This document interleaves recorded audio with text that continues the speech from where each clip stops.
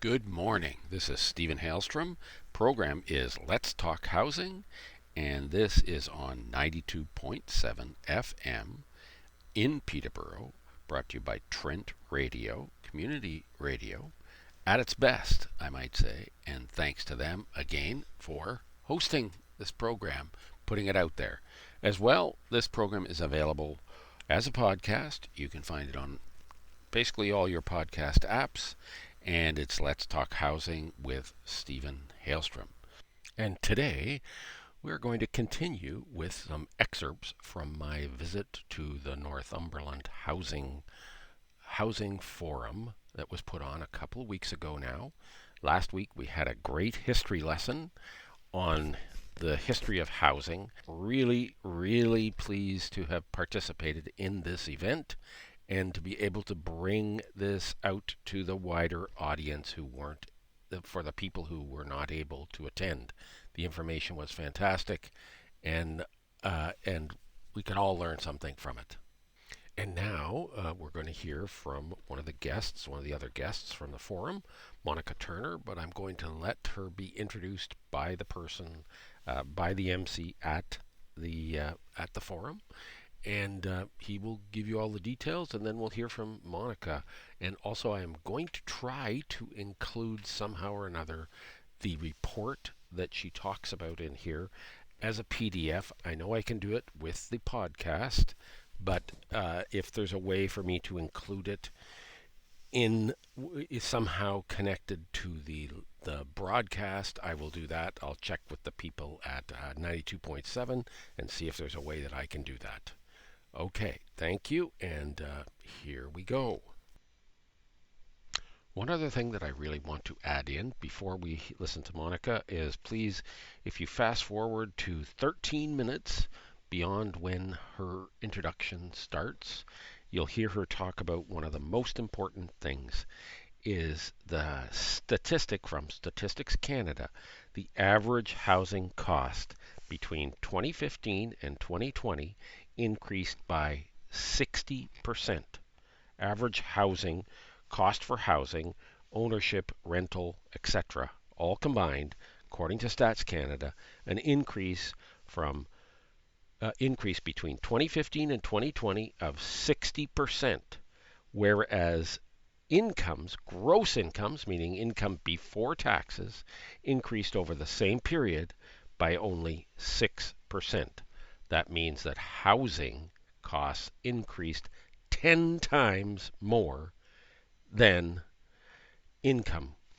So, in a nutshell, as Monica states, and is clear in that report, and you'll even hear me talking during this saying, wow, thank goodness somebody finally did this and found this and is doing this report, because for some reason our governments don't do this type of reporting. But thank you to Habitat and United Way for sponsoring this. And there you go. That's it in a nutshell. 60% for housing cost increase, only 6% in income. So please listen. Monica has a lot to say, and again, I will try my best to include the report somehow or another for everybody to get. Thank you. So I want to introduce to you now Monica Turner. Monica was the Director of Policy for the Association of Municipalities of Ontario, AMO, from 2010 to 2022. She joined AMO in 2010 after 25 years with the Ontario government as both a senior public servant and political assistant. And Monica worked in several provincial ministries, including the Ministry of Health twice. Monica now has her own public policy consulting and facilitation business, roving capacity in Cobourg. And her areas of expertise include public health, housing, municipal issues, emergency services, and board governance issues. And Monica's going to come and talk to you a little bit about some work that she's been doing in our community. Monica. Thank you. Thanks, Neil. And I'm just going to check if Dawn's still going to do my slides. Cool. So thanks for coming out today. At least the weather is better than yesterday, but really appreciate you making the time. So what we're trying to do is give you lots of information about housing. And I started last January, doing a report for Habitat for Humanity Northumberland. It was funded by United Way Northumberland, and for that I really appreciated it. But it was supposedly, and it is, and I'll give you the website, and it will be sent out to you if you sign up. It was a review of what does housing look like in Northumberland now. And by now, I say I did my work primarily from January to April. So all my counts are March, and I had to use some numbers from January, so I'll let you know where it did, because if you're looking at planning submissions, they can change from day to day. So I dated and timed every time I was counting every single unit that was going through. Next one, please. So project objectives. I did this report to fulfill one of Habitat for Humanity's strategic objectives for this year, and it was to look at a conceptual map, asset inventory of 5 primary permanent housing categories. So I looked at market housing, attainable housing, affordable housing, I'll define these all, deeply affordable housing, including community housing and supportive housing. I took a slice of the continuum. You know that it can go both ways. But looking at what are people living in now, I used census data, and I used all the materials from all the 7 lower tier municipalities and the county for what was going through the system at this point. So I was looking at what type of housing do residents live in right now, what's being proposed to be built in the next 5 years, and that was the fun part. Fun with figures was looking at every planning submission that was going through the process, how many units, where it was in the process, as well as everything that was being sold or constructed in this time period as well. I didn't get into resale because I would have lost my mind. I just couldn't. It changed every hour. But what I was looking at was new built, either on the market, just about to go on the market, or those in the planning system in the next 1 to 3 to 5 years. And it wasn't to answer a whole bunch of questions other than what's in the system right now, but it was basically written to provide a foundation about what does housing look like in Northumberland now, with facts and data and all that, because everybody can talk about it, but folks were looking for what does housing look like now with the data. So I'm going to, one thing I will say, I've looked around. This is the only study of this type in Ontario or North America that I could find. There were a few other ones, but it was kind of neat, and I really thank Habitat for engaging me to do this. So key findings. It's phenomenal. There is no information like this. Been looking for it. So I'm going to tell you something you all know anyways, but I can document it. People who need affordable, deeply affordable, and supportive housing in Northumberland can't find it. And I appreciate Patricia going before me, because she gave you the history of housing. How did we get here? But what I was able to say is that essentially all but market housing and estate housing, which I define as over 1 million, is in extremely short supply in Northumberland County. So we've got lots and lots of houses going up, and I'll talk more about it, but very few are affordable or deeply affordable.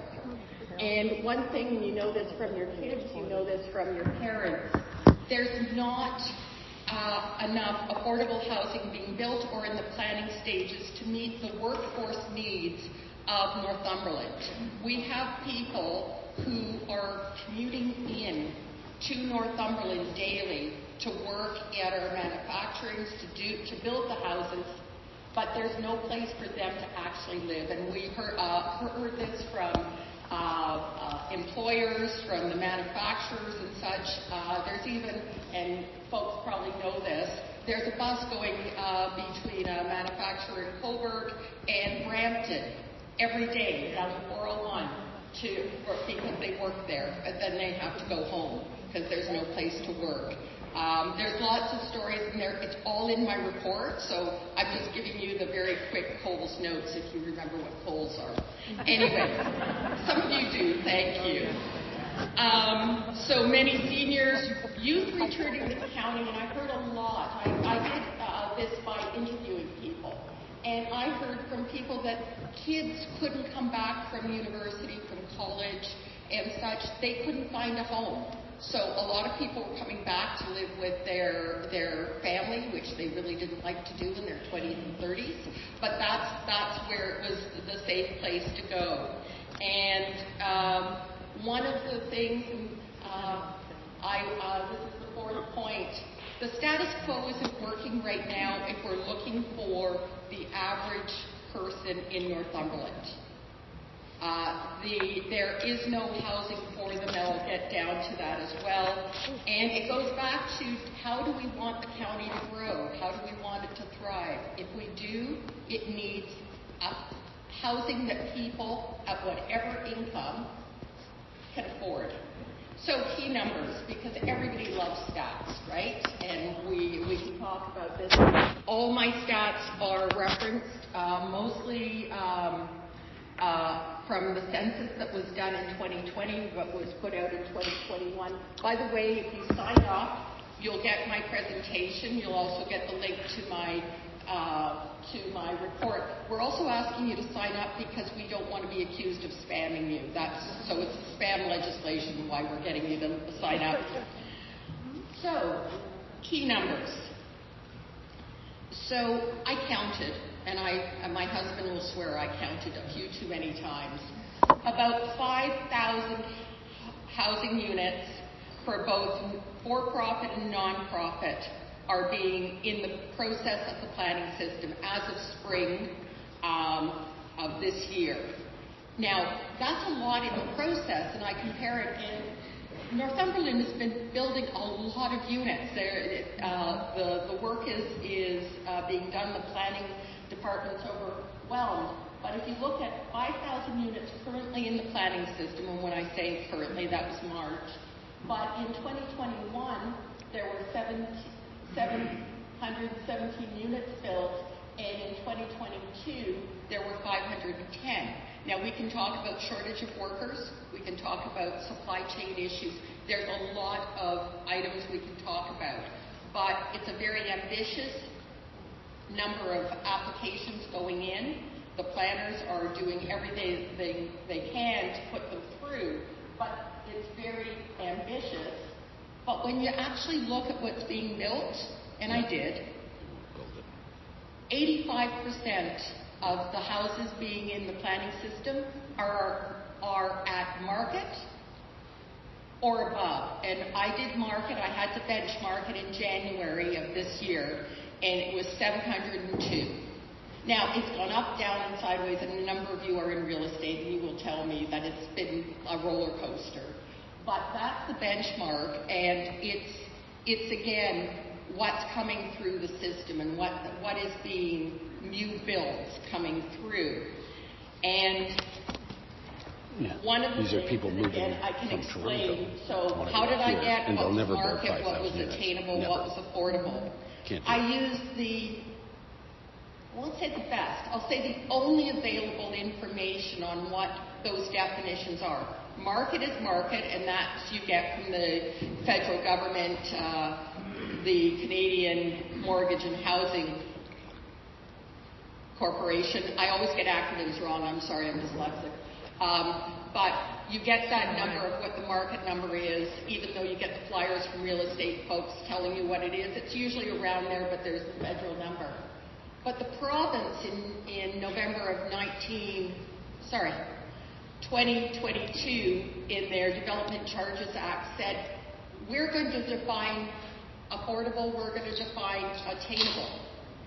They're still working on it, but they hinted about what it might be. And so what they said was attainable, and again, if you can go back and look at the DC Act of November 2022, they said attainable would be 81 to 90% of market. So again, I've given you the numbers of what that means for Northumberland. And for affordable, it's 31 to 80%. That's a pretty big spread. But again, you may find some houses in that category. And I counted. There was 9% were attainable and 6% were affordable. And I mentioned still waiting for the province to come up to say what affordable is, because one of the things, it has always been defined as 30% of household income. Now the province, when I say they, the province is now looking at taking these percentages and tying it somehow to 30% or the definition. Right now, in the usual lexicon, we're using 30% of household income for deeply affordable. So all the language is changing. So what used to be affordable is now moved to deeply affordable, in case you're wondering where that switches. So, more numbers. And if you don't remember anything else that I'm saying today, walk home with this information. And this is from StatsCan. The average housing costs between 2015 and 2020 increased by about 60% in that 5-year period. At the same time, the average total gross household income went up only by 6%. Wow. That's a tenfold change. So if you're looking at why, income goes like this, cost of housing goes like this, it's that gap. What your parents may have bought, my parents bought a house for $27,000 back in the 60s. You can't even, that's not even a down payment now. But that is, the number one issue is household income, housing costs, and there's lots of reasons of the why. My job was not to say all the why, though I certainly heard it. But that's one of the biggest issues, is incomes have stayed mostly stable while inflation's gone up, but housing has gone up for many good reasons. But that's one of the major problems. Now, what's the total before tax, which is gross, household income, is essentially $76,000. That's average income for Northumberland. This is again from StatsCan. That's a goodly amount of money. Most people would say that should get you where you want to go. And that's just the average household, let alone those who are below that number. So what does housing also look like? So 81% of the residents of Northumberland own homes, or they at least own it with the banks. I usually try and get a chuckle out of that one. Whereas only 19% are renters. There's not very much purpose-built rental in Northumberland, you know this, and most of it is secondary. And that gets you into a whole other number of issues. And in looking at all the plans coming through the system, only 1.3% of the new builds were purpose-built rentals. And you probably know where that is. I'll just leave that there. And compared to Ontario, Northumberland really does, it's basically 20% to 30%. And as well, the vacancy rate in 2021, because that's the document number I have, is less than 1%. And you know that there's numbers that come out all the time and rentals. I'll go to my next slide, which is the average market rental in Northumberland County is on par or sometimes higher than the GTA. Even though the federal government still puts our numbers with the more rural part of Eastern Ontario, most people in the GTA think we're part of the GTA. And as one very smart person said, we may, in this county, be solving the problem of the GTA, but we're not solving the problem for our own residents. So one of the great shout out, and not just because I did it for them, the number of affordable or deeply affordable housing units coming on stream has never been higher between Northumberland County and the Northumberland County Housing Corporation and Habitat for Humanity. There's never been so many units, and also the Ontario Aboriginal Housing Services. They're working together. They're building more non-profit housing units than they've ever been done. It's still about 2% of what's coming through the stream. The other thing, and I don't think there's developers in the room, but I have said this in front of developers, the average household in Northumberland County is 2.3 people. Don't know how they cut that third, but you know how. It hurts. But look at the houses that are being built. Think about the houses, if you're a little older, that you may have grown up in. They're a lot bigger, and if over 60% of the Northumberland community is either a single person in a house or two people in a house, what's being built is not really in sync. I think that's the politest way I can put it. There's a lot of house for fewer people, and there are some builders that are putting units inside, which they can either for family members or rent out. But unfortunately, those houses are retail over $1 million. Again, this is just facts, and it's in there. And so the current rental market, and again, I'm just telling you what you already know, is unaffordable for all low income, most moderate income folks, and that's where the average is, and even some high income households. They can't do $3,000 a month. Nobody can. Very few people. I don't know anybody who can. So going to my last slide, thematic summary. So not only did I do the numbers, I then interviewed a whole bunch of people to find out what they were saying. I've already said that the labor market reports indicate need for new workers over the next years. There's a lot of growth in Northumberland, especially in the southern part.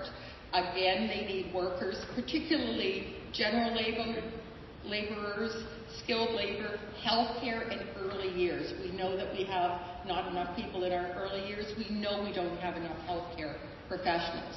They're not going to move here or graduate here without housing. They need it. And I know the county's doing some good work in this, and we look forward to further information about it. Seniors. And I know the mayor's in the room, so I'm going to be careful about this, but I did see somewhere that the town of Cobourg has the distinction of being one of the oldest towns in Ontario, 1 out of 5. Okay, I'm getting the nod. My number's right. We've got about 30% of the seniors in the county are over 65%. But we've got two problems on each side, and again, lots of interviews about this. We've got some people who are overhoused for various reasons. They're the only person in the house, and it's a big house, or they're precariously housed. They're a renter, and Patricia was talking about income pensions that don't keep up with inflation. It just takes one rent eviction, and they're in their car. And heard a lot of really sad stories as I was doing the interviews. But we've got this situation with our seniors that they want to stay in the community. They don't want to go to a retirement house. They don't want to go to long-term care, only when they need to. But where can they move that's smaller? That's one of their thoughts. And then I talked to everybody who provides social services in the county, and I will say they are stretched beyond belief. They all talk about being innovative, and they have to be. Provincial funding hasn't increased since 2018, and everything else has gone. But they are stretched, and they know they're not providing all the services they can. They're doing the best they can, but they're watching this get worse, and many of the comments were about the rent evictions, that those people that are prepared precariously housed are just being pushed out even further. And as I say to most folks I talk to, if you lost where you're living right now, be it home or rental, could you afford to come back into it? Most people say no, they couldn't afford a house at this point of the same value and such.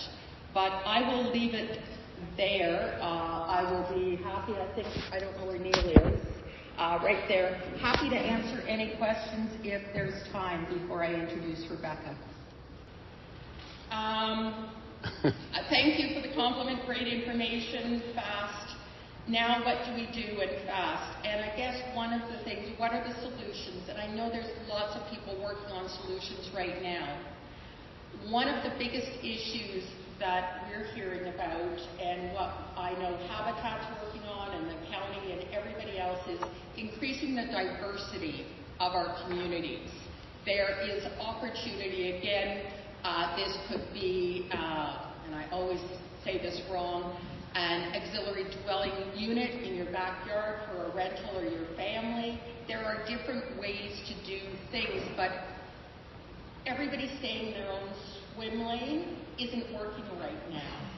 We need ways in the community to welcome back people who came from the community, welcome people who are working, but we need to find a way to fill in those middles, not just the market, the estate, call it workforce housing. It's filling in that middle, and we need more rental. And be that secondary in people's homes, and no, there's not a magic wand for the landlord-tenant board. I wish there was. I think everybody does. But we need to make it for both owners and rentals, that how do you work together? And I guess that's the thing. It's how do you want your community to be is the question. Oh, I got another one. And then I think I'm probably going to get that. I went over this way.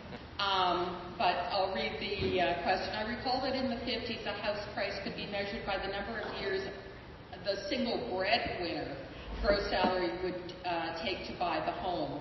Do you agree, always dangerous, do you agree that in today's world with 2 breadwinners per household, we enter a time when most mortgages will never be paid off because the growth of prices will always exceed the growth of wages? One of the reasons I like this report is it puts a spotlight on the fact that the average household, which could be 2 breadwinners, could be 3, can't make the mortgage. I actually go through in the report, I put the average through 2 banks' mortgage rate, and they couldn't make it even though I maxed out on down payment and everything like that. I think, and even though I've worked in politics most of my life, I'm still hopeful. I think it's got a point, and there was a famous cabinet minister who said, don't let good prices go wasted. There's a point where it's not just a few people that are experiencing this issue, it's virtually everybody. So I am very hopeful. We have to find ways to do it. When I hear about, I'm going to say it wrong, the time of the mortgages becoming infinity mortgages. Do you really want to leave that with your kids? Like, there's a point where you're getting to a brink that every community, I think, is having the same discussion. Where do we want to go? And do we want the people that we depend on to work here, to shop here, and everything else? Don't we want them to have a place to live? Because everybody needs a place to live to be able to thrive. And I got the 2-minute thing. So even though it's not great, and we won't talk about bank profits right now, but something's got to give, and I think that's what we're seeing across our communities, across Ontario, and I know municipal leaders are more than aware of it. And the comment about the province controlling municipalities, yeah, there's 260 pieces of legislation they have to follow. Just a few bits of oversight. But the community needs to decide how does it want to approach this. We now got the data. What are we going to do with it? So thank you very much. Hi, the next person who will be talking is Rebecca Harmon, and she's going to be introduced by the previous speaker, Monica, and so I will just let her do her thing, and it's another really very valuable, interesting speaker. So please listen and listen carefully. Lots of interesting information about what's happening in Northumberland County and the rest of Ontario, all about housing. And I will now introduce, I will leave the question for Rebecca, but Rebecca Carmen, who's the Associate Director, Housing and Homelessness, and the Northumberland County Housing Corporation's General Manager. She's speaking on a home for everyone. How do we get there together? If that's not a segue, I don't know what is. Hi, everybody. As Monica said, I'm the Associate Director of Housing and Homelessness for Northumberland County and the General Manager of Northumberland County Housing Corporation. I have a presentation here today that I'll walk through. We also have left some handouts on the desk. Our apologies, we had printed them prior to the notification going paperless, so we shared them with you. There's some data and also an invitation to our grand opening of Elgin Park on Friday. Next slide, please, Dawn. So the paper that I'm presenting to you today was drafted by the Housing Strategic Services Committee Municipal Support of Rental Development Technical Table, and I'll give a little bit more about that. I'm a co-chair of both of those organizations. And the point of this paper is that we put it together, we released it earlier this year, and the point of the paper was to provide a response to the Affordable Housing Task Force that seemed to be existing in every organization. Every group was talking about what we needed for affordable housing in our province. But what we found was that there was a limited recognition of the role service managers play in the development of housing, funding housing, and ensuring housing continues. So what we did was we got together and we provided our voice to this crisis. So what service managers are, really briefly, is housing, as we heard from our first speaker, was downloaded from the federal government to the provincial government, and in 2001, in Ontario alone, was downloaded to 47 service managers, and in Northumberland County, the County of Northumberland is that service manager. We also are the sole shareholders, the sole funders of local housing corporations, in this case, Northumberland County Housing Corporation, and in many communities across Ontario, local housing corporations are the lead drivers of growth in affordable and rental housing. We are system planners, so we are responsible for ensuring that we have homelessness and housing systems that meet the needs, that support folks. We receive provincial and federal funding, and we support agencies through service agreements and other ways. And we are accountable to both the province and local communities. When we look at what the Housing Strategic Steering Committee is, just very briefly, we are a group of housing leaders in our service manager jurisdictions, and we felt that we were not getting representation on housing-specific issues to the extent needed, and so we self-formed a committee, and we represent all 47 service managers. We advocate and discuss and consult with the provincial and federal governments.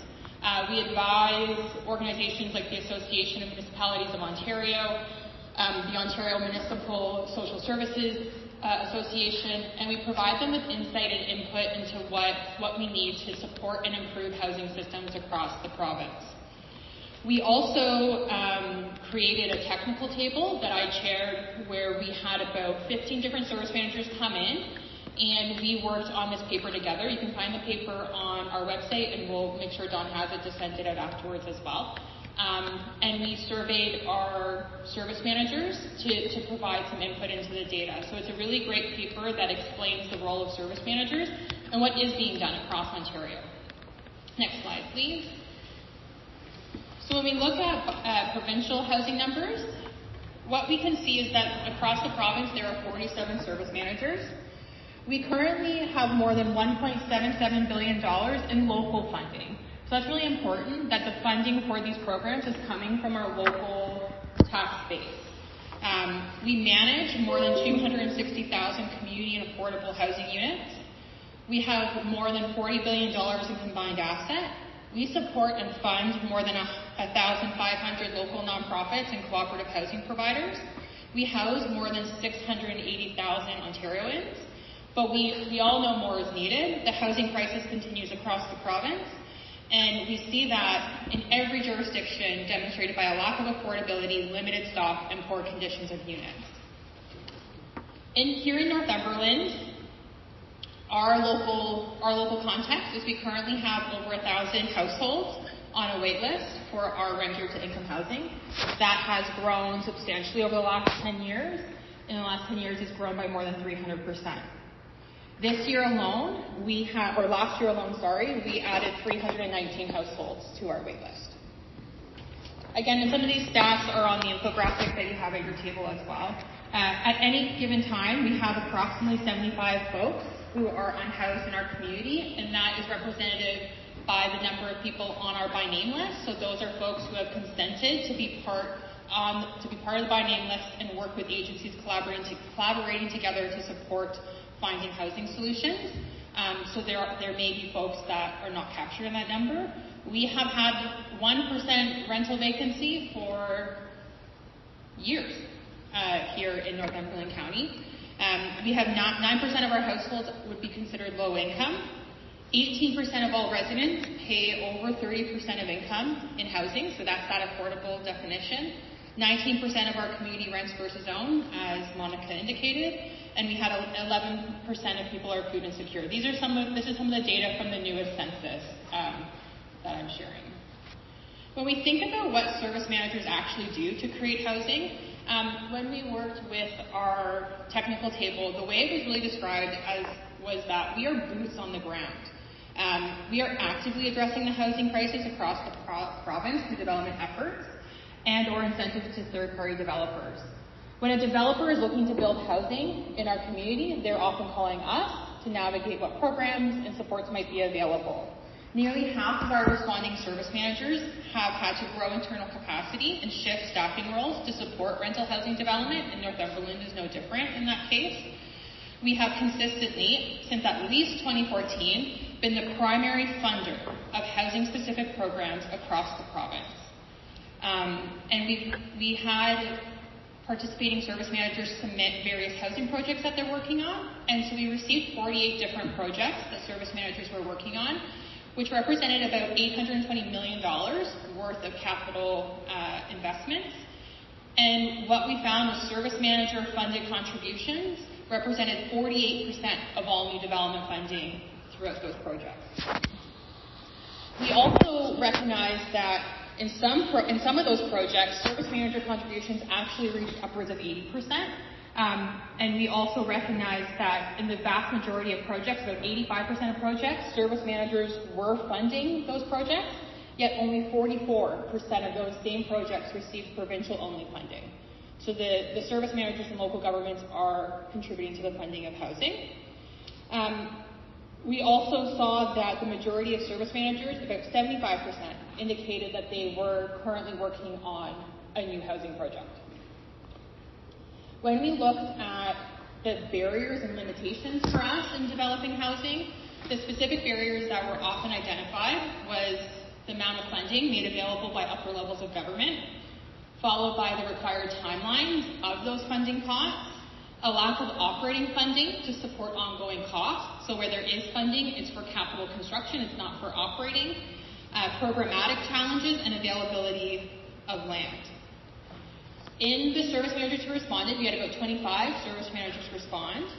And from those 25 service managers, we found that there was a total of 6,638 affordable rental housing units in development between 2018 and 2022, with an additional 16,827 units that were planned or in progress over the next 3 years. So again, that just shows the work that's being taken across the province. So the next slide, Don.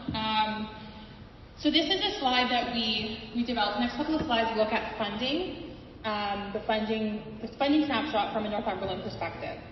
So this slide looks at the capital project snapshot for Northumberland. This includes projects, the Elgin Park construction, our pre-construction budget for 473 Ontario Street, the acquisition of 123 King Street, Colborne, our capital grant program, and 152 Colborne is a supportive housing project. So this is what's in this snapshot. There's a lot more projects underway, but this is what we have kind of on the books. In this, you can see that the county is funding 55% of all capital funding that's been earmarked. The federal only funds is 37%, and I should note that a lot of those federal funding is required to be cost matched by the municipality. So we've had to demonstrate that we've also spent that amount of money in social housing development or in operations. Provincial only has funded 5%, and I should note that that is specifically for the 152 Colborne project. If we remove that project that we use one-time funding, it would be zero. And the town of Cobourg and other partner contributions for 473 represent 4%. So the town of Cobourg provided some incentives for Elgin Park, and we also factor in that both Ontario Aboriginal Housing Services and Habitat for Humanity Northumberland will be paying for their share of Ontario Street. So that's that other category. Again, just a quick slide from the infographic. That whole chart represents $23 million in capital contributions currently in the works. And we also have over $10 million in annual housing support that's being provided within Northumberland County. Next slide, please. And when we look at that $10 million, this is the breakdown for it. Sorry. So the 2023 operating budget for housing. This would include Northumberland County Housing Corporation, so its operations are nonprofit. So what we heard in the first speaker was that there was no new money that flows from the federal and provincial governments for subsidy, and the vast majority of that subsidy is paid for by county levy. So we continue to fund and maintain the affordability of those nonprofit housing providers and cooperatives. It also includes our rent supplement programs, our affordable housing programs. So the province does provide us with annual allocations that we invest locally in our Renovate Northumberland program, which is a partnership with Habitat, and capital repairs into our nonprofit and co-op and local housing corporation sector, our aging infrastructure. And also some admin. So in here you can see just under 75% of this is funded through the county levy. And then we have the second largest portion is through federal, and then we have provincial and cost shared as well in that diagram. So again, the county is funding the majority of it. When we look at what we're doing to increase our support in Northumberland, we provided in 2023 over 1,000 shelter housing benefits for folks who are homeless or at risk of becoming homeless. We kept 133 unique emergency shelter users safe over the years. So those are folks that accessed our various emergency shelter systems, like Transition House, like the warming room. We also have 119 warming room users. We invested in 2023, or we are investing in 2023, $2.3 million in our homelessness response, of which approximately $1.7 million goes specifically to our emergency shelter. So that's a very high-level overview of the homelessness budget. When we look about increasing housing stock, I asked that this picture of an iceberg be included. This is how I feel. This is my personal analogy of the housing of where we are, is an iceberg. And what we do every day is we chip. We chip and we chip and we chip. And we are taking it down bit by bit, and it's making a difference, but it is still enormous that we're looking after.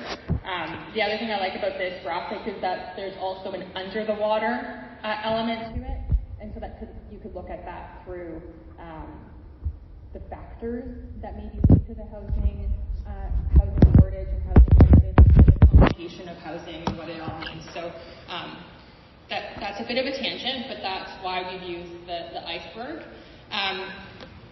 The NCHC owns and manages 373 affordable housing units as of today, December maybe, and that number's grown. Last year it was 344.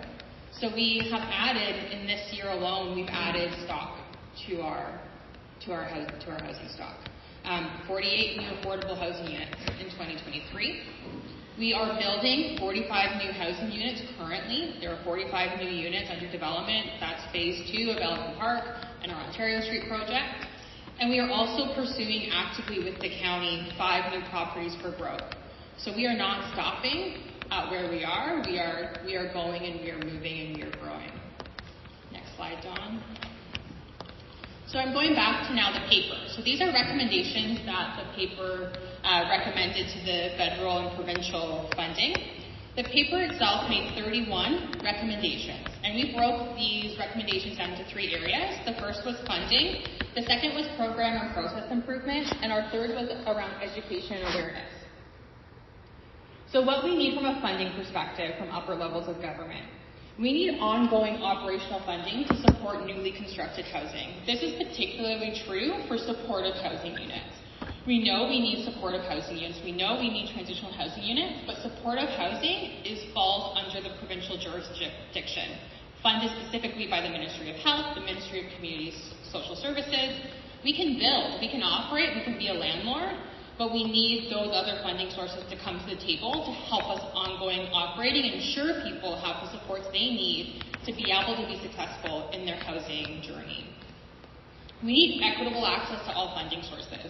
So by this, we reference that there are certain funding sources that are earmarked to certain jurisdictions, certain cities, certain different pieces. And particularly from a rural, small environment, we sometimes find that if it's measured in a total number of people we're supporting, we may be supporting less than, let's say, a larger urban center.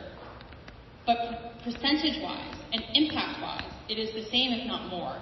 And so we need to make sure that when we are advocating to upper levels of government, that it's not a zero-sum game in how we access and support and allocate funding.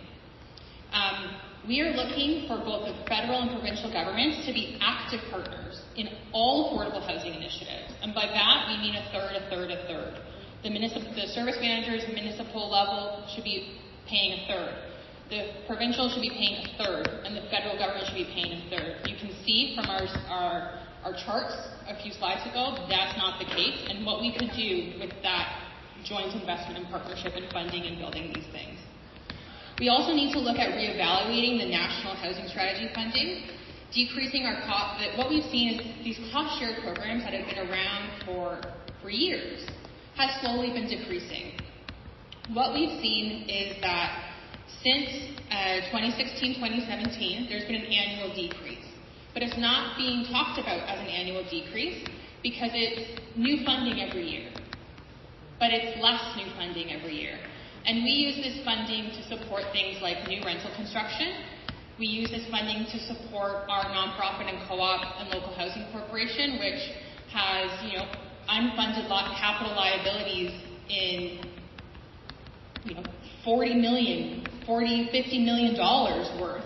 Our local housing corporation stock is on average 49 years old, and we need to make massive investments. Our nonprofits are younger, but they are coming up there too, and they have needs, and we have very limited funding coming from other levels of government to support the repair and maintenance, let alone trying to build new housing as well. So in Northumberland, we looked at our allocations, and what we've seen that our allocation in 2022-2023, and I should just note that this does not include our homelessness prevention program, which did have an increase last year. This is specifically housing programs, decreased by 58% from our allocation that we received in 2016-2017.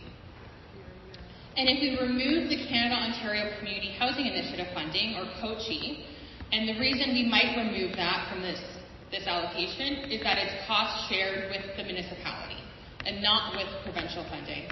And that then jumps to 81% that is decreased. So that's kind of some snapshots of the recommendations, what we need from a funding perspective.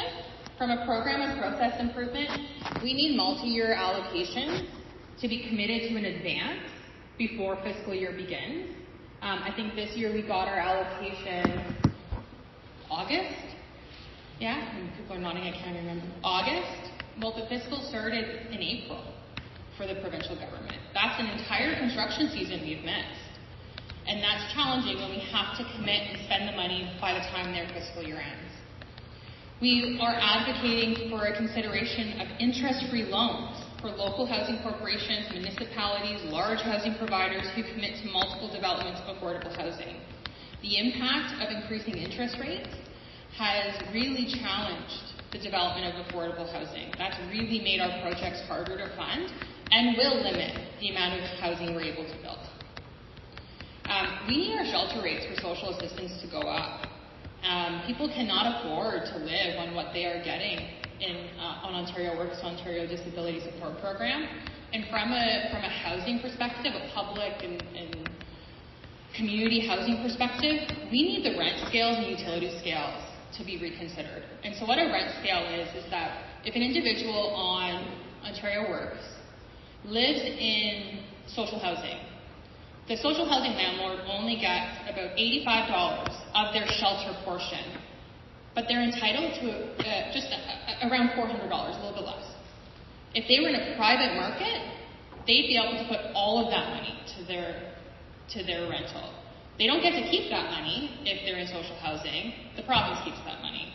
So municipalities are subsidizing social assistance at the provincial level, and we need it to stop. Dirty. We can use that money for better purposes. I know the $400 housing allowance, I always thought it went to the We also need to unlock so access to provincially owned surplus lands. We need to have access to lands that are shovel ready that we can build on. We need access to land. Land is the first step to begin to develop. Land is easy. We also need to reconsider the impact of these funding programs requiring shovel-ready projects. If we knew we had money coming down, it might help us take on some new projects, and it might help us move forward. It really puts us in a competing position against each other. We always, as service managers, want to say, one should not benefit at someone else's loss. So if we could have some more equitable access to those things, we would be better off.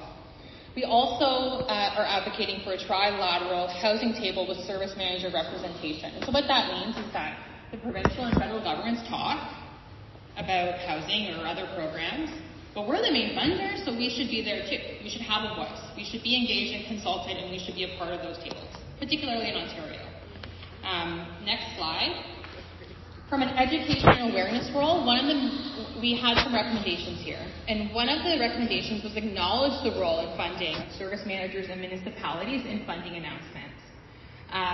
What we find is announcements that say things like the provincial and federal government have created 40 new units at Elgin Park. But we are the main funder, and we're not mentioned, and we're not referenced. So again, there's a lack of public understanding of how housing is funded and built and supported in our communities, and we need people to understand that. That helps. We need to do massive training and succession planning for the housing sector. Housing is complicated, it is very specific, and it goes back generations where that information is still relevant today. The negotiations that they had and agreements they settled in the 40s and the 60s are still part of my daily work. And what's going to happen as more and more people retire from municipalities, from the province, from the federal government, we need some succession planning in place. And again, more early and meaningful consultations with service managers. So we also considered about what we can do next. So the things that we looked at doing, some of our next steps were to continue to tell our story and advocate. We have to get out there, we have to tell our story, we need to continue to advocate to those levels of government. From Northumberland County's perspective, in advocacy, we work on our Housing Strategic Steering Committee, we sit on policy advisory committees of the Ontario Municipal Social Services Association, we sit on advisory committees for Housing Services Corporation. We work on local dialogue and networking. We're part of the Eastern Ontario Wardens Caucus and their 7 and 7 housing plan. And we're there in AMO and Roma, and we're there continuing to advocate on our story. We also know we need to seek active partnerships in the development of affordable housing. We cannot do this alone.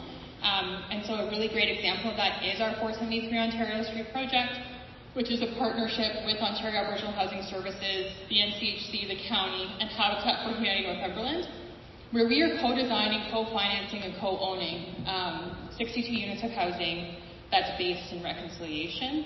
And so those are the types of projects we need to keep bringing forward. We are all bringing our own expertise, our own equity to the game, and our own funding sources. Next slide. So this is just something that I will leave you with before I show you a video. So conclusion might be a bit of a misleading title. This is a quote from our paper. Without concerted and collaborative efforts, service managers will continue to address what we can through local development, levy-funded incentives, and limited government funding allocations. However, our ability to have the impact needed and to truly meet housing needs across the province will depend on collaborations that include all orders of government, as well as partners from both the nonprofit and private sector. What we're saying here is that we're not going anywhere. We're going to keep building, we're going to keep growing, but we need those partnerships. As I listen to this again in putting this all together for presentation for the radio show here on Trent Radio 92.7, and this is Stephen Haylestrom from Let's Talk Housing. And as I put it all together again, I am reminded again about how many dedicated people there are to all of this.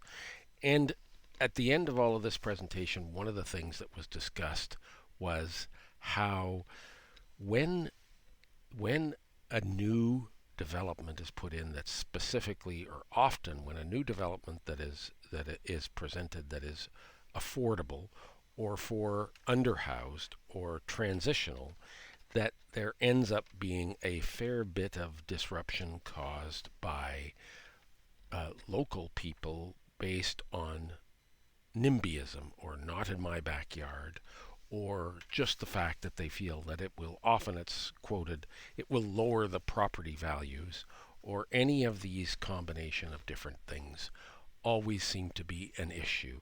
And so in the next part, next week, I will play Rebecca Again Presents a Movie. Again, you won't be able to see the movie, but really it's the words that count. And I'll play that first next week for you to hear that movie that she presented. And again, I'll try and put a link to that video as well. And it really is moving to hear how good housing can change people's lives. Well, that's it again for another week. Next week we'll have one more episode of this with information from the Northumberland Housing Association presentation. And really, I thank everyone for listening. This is Stephen Haylestrom from 92.7 FM Trent Radio, and also on a podcast, Let's Talk Housing with Stephen Haylestrom. Thank you very much for being here. Have a great day and a great week.